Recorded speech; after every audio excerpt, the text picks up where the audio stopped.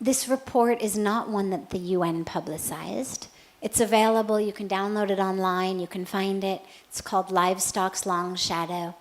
But it was not something that got a lot of media attention, or any, because the meat and dairy lobby is such a powerful lobby that they actually were able to squash it. However, each of us has a voice. And these days, we moan and bemoan what social media has done to our lives. And yeah, there's a lot of cons to the social media in terms of how much of our day gets sapped, in terms of how many more pieces there are that just keep vying for our attention, new beeps, new blips, new whatnots. But it's probably the most powerful tool that the general public has ever had in its hand.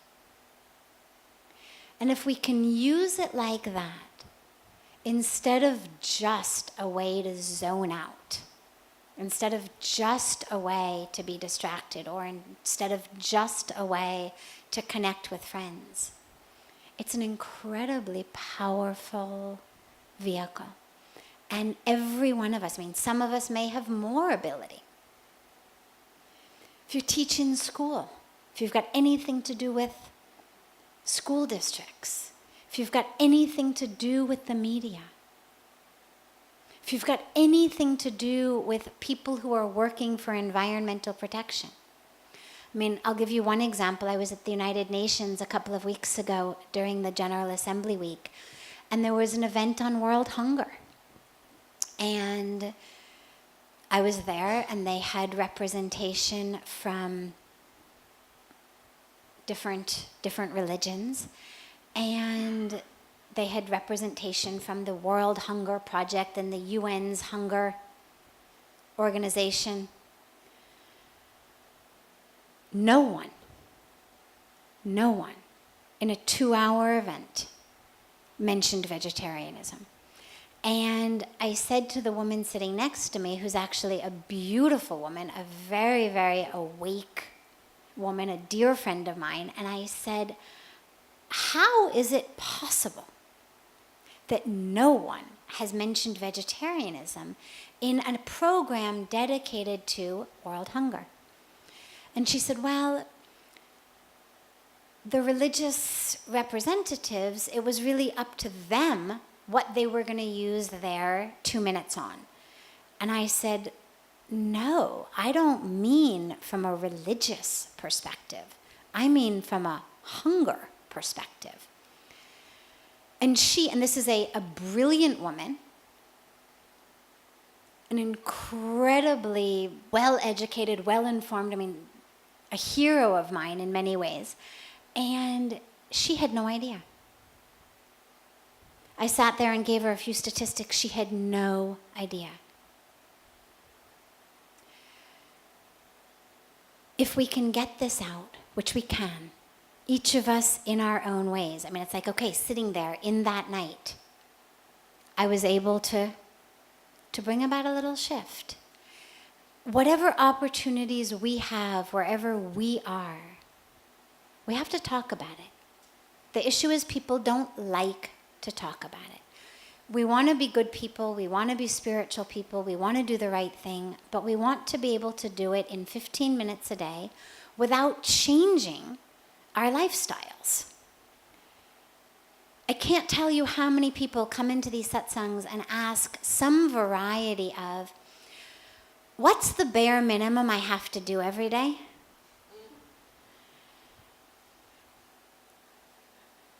And that, sadly, is really what we're looking for. What do I have to do? How many breathing exercises? How many asanas?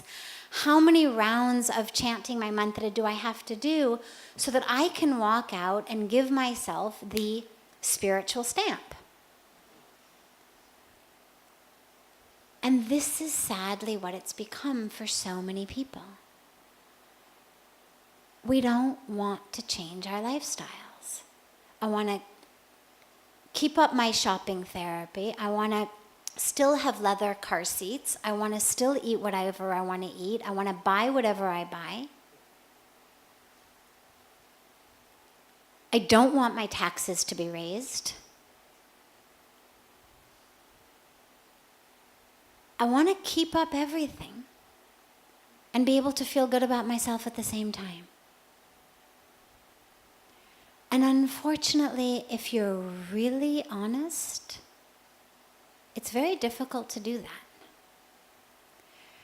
But a little bit of inner uncomfortableness about what we ate or what we bought or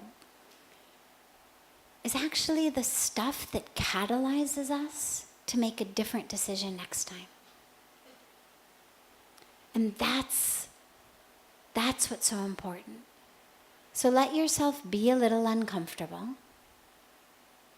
both in your own life as well as in places where we're quiet. And then let us not be quiet about it.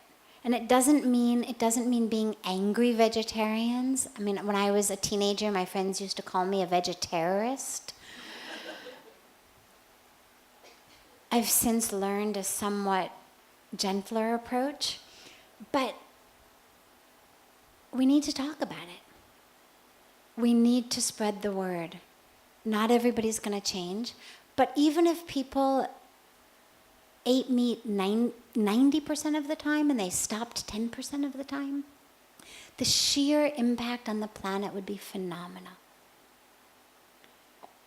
But as Pujya Swamiji always says, quoting Gandhiji, we have to be the change we want. It's not just about ramming it down other people's throats. Can we be that change? Are we prepared to actually live spiritual lives 24 hours a day? And when we do that, it gives courage to other people to do that.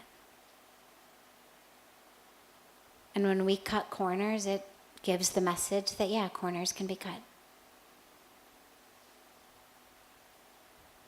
And then just use whatever capacity you have to get the word out.